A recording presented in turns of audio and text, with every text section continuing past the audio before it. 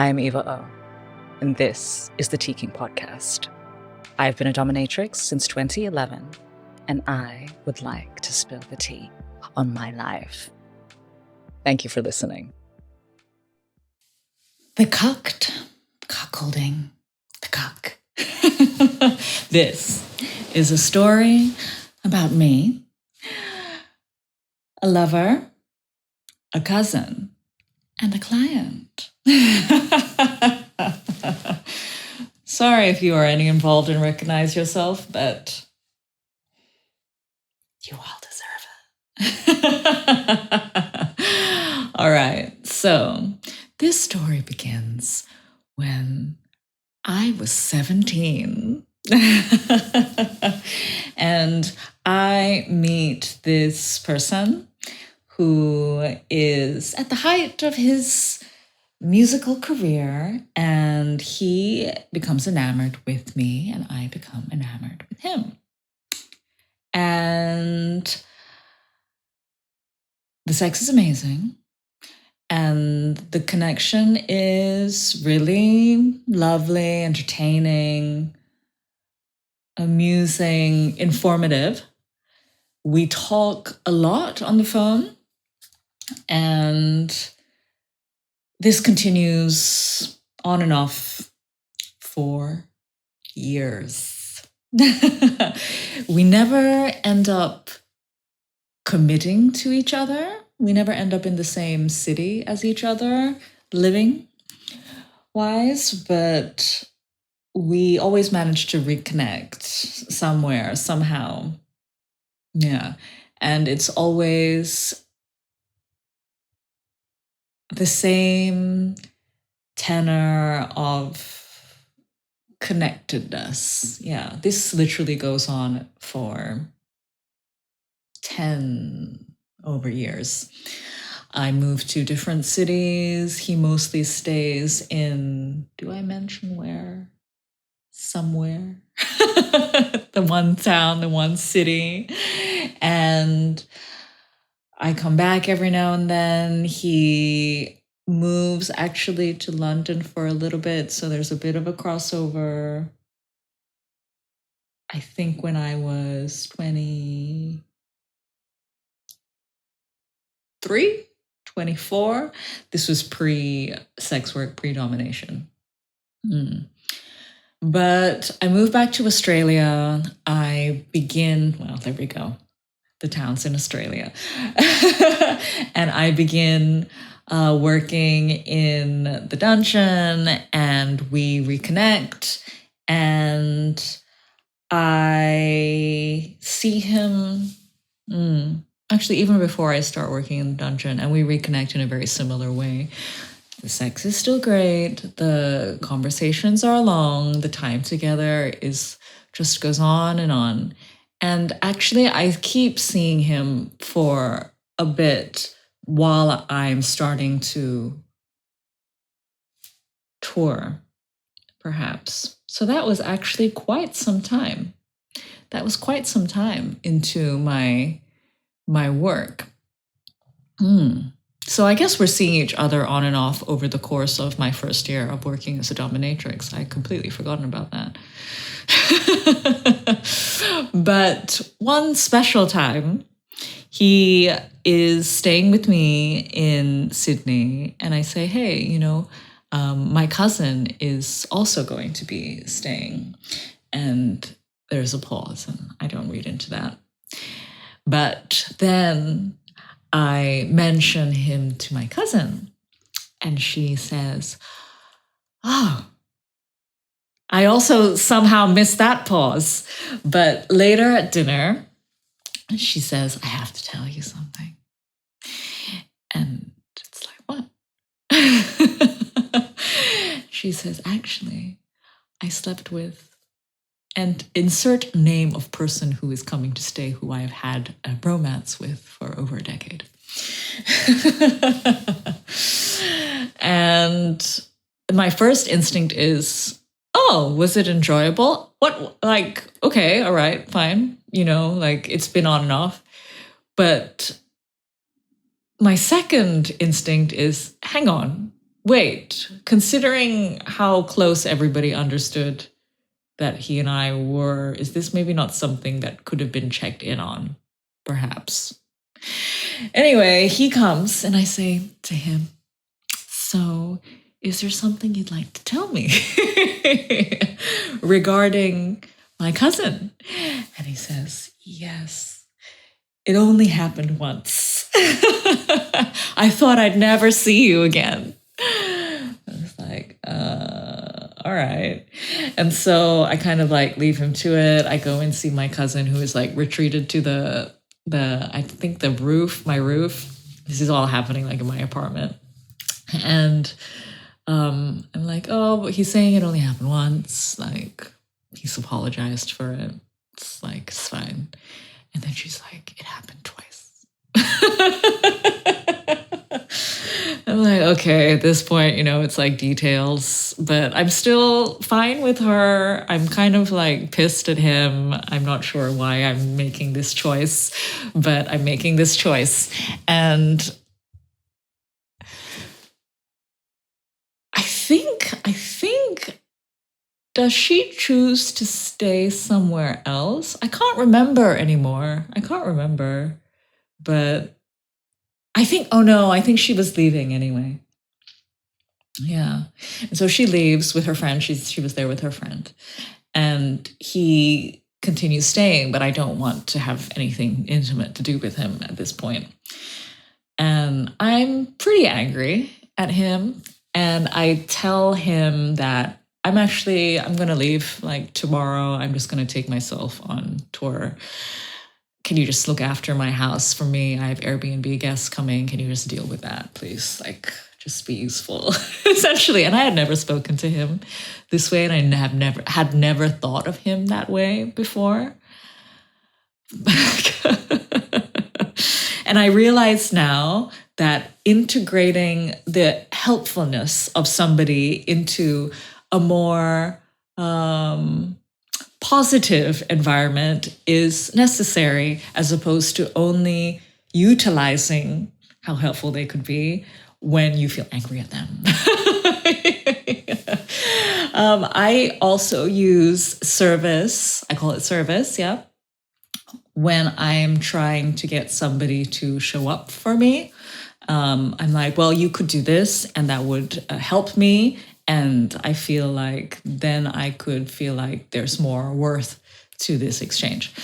And so I think maybe I was trying to do this on a level, but I was also just angry and I just wanted him to just like be useful. So maybe it is the same thing. Anyway, he handles it perfectly. He's very good with people. And then I travel to wherever I'm traveling to. Everything's fine, get great reviews, cool. And then I go back and I don't speak to him for a while. And then the next time that I'm in his town, I'm on like a pretty bad date, actually. And I need to get out of the hotel room. And I call him. And I say, I'm remembering all of these dates now that I had totally forgotten about. Wow. But anyway, this was a little trip of a date, and a story for another time, my goodness. But I call him and I tell him to pick me up, and I need to go to a hotel, and he needs to drop me off at a hotel that has space. And he does that. And then he like carries my stuff up to the room, and he sits on the edge of the bed.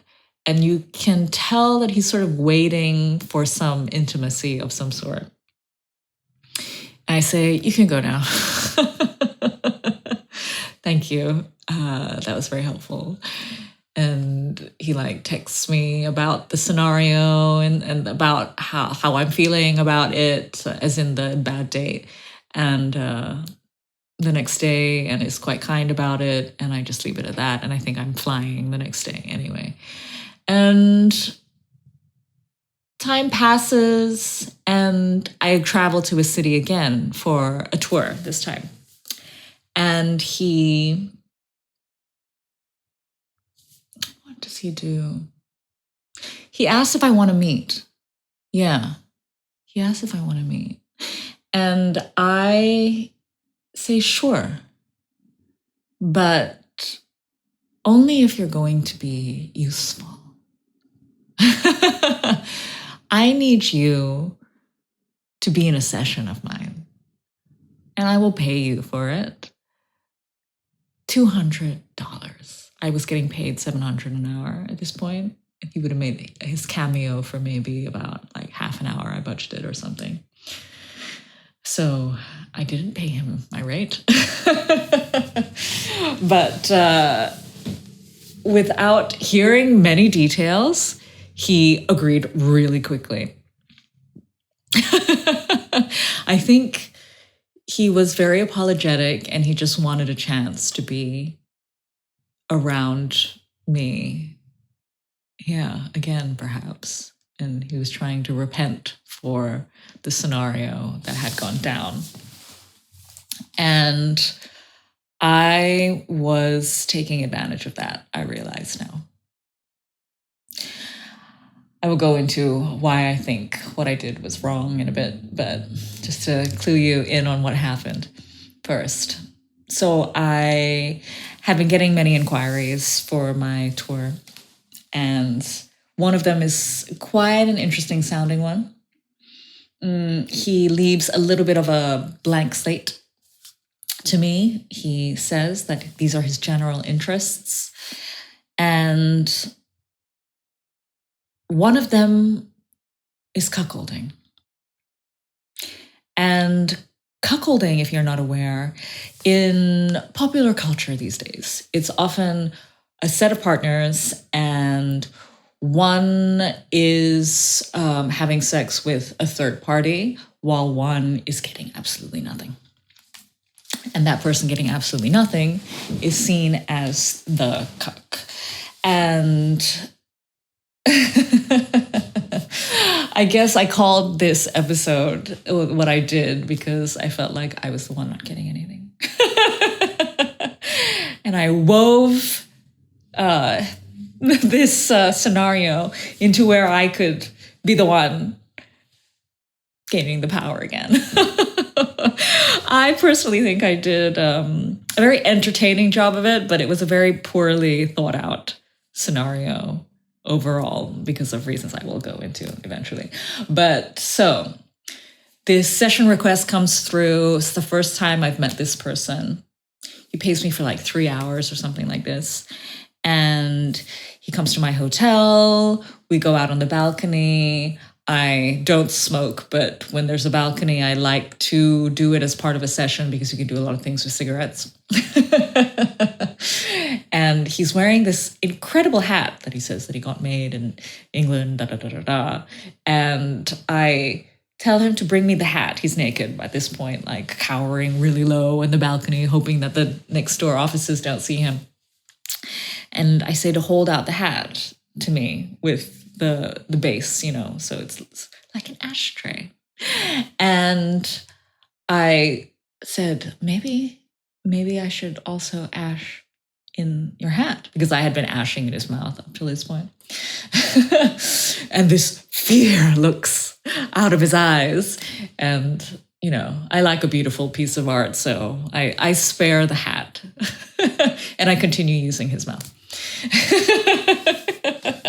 But anyway, so on, so forth. He starts to talk in great detail about his escapades. It gets kind of really annoying. I gag him. I tie him to a chair. And I text down to my ex-lover. And I tell him to come up. And he comes up.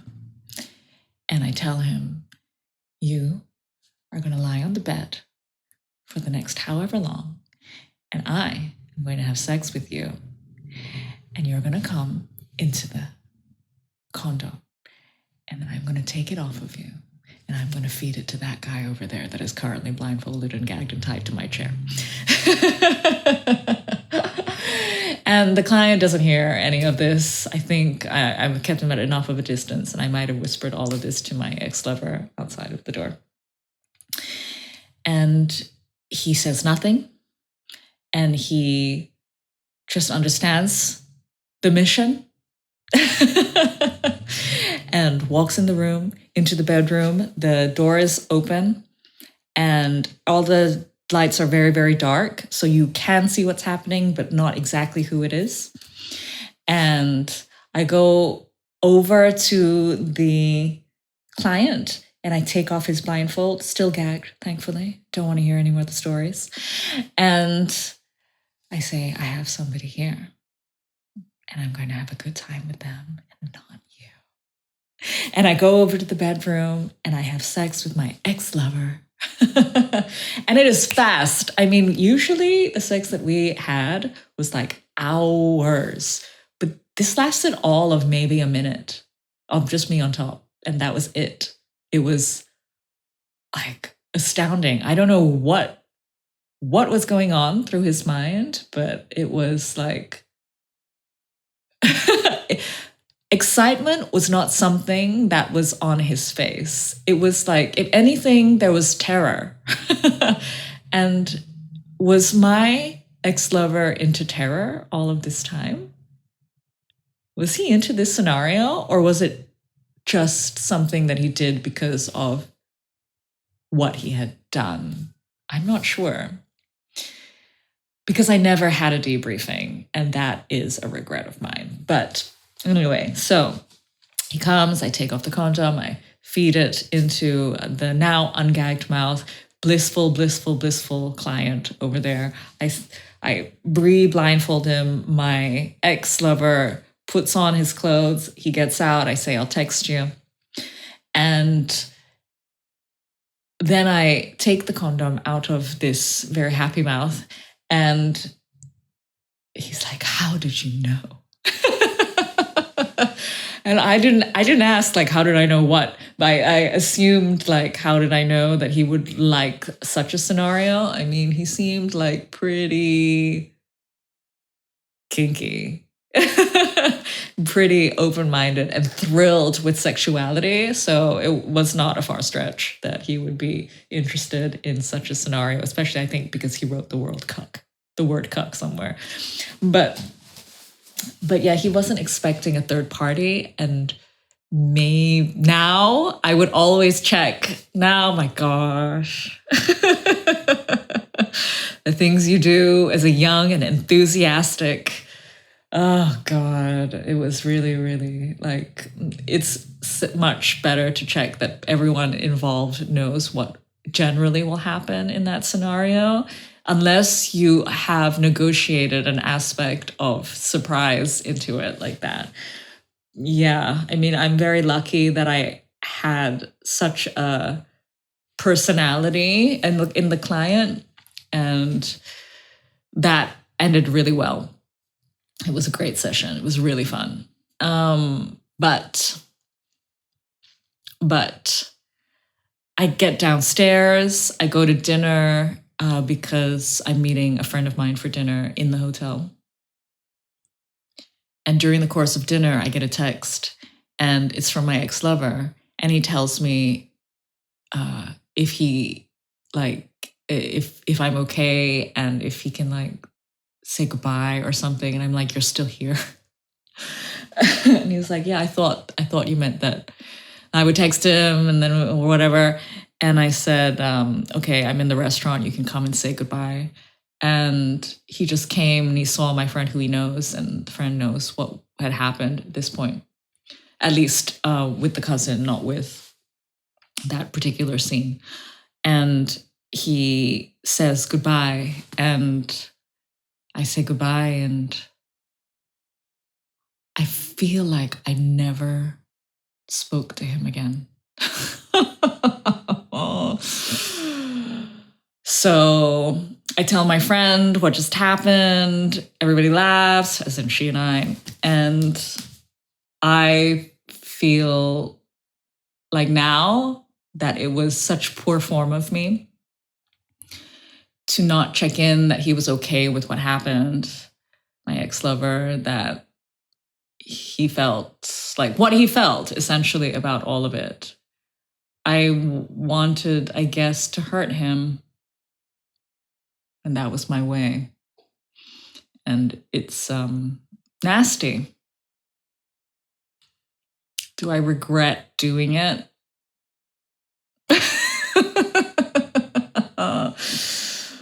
Oh, that's a tough one.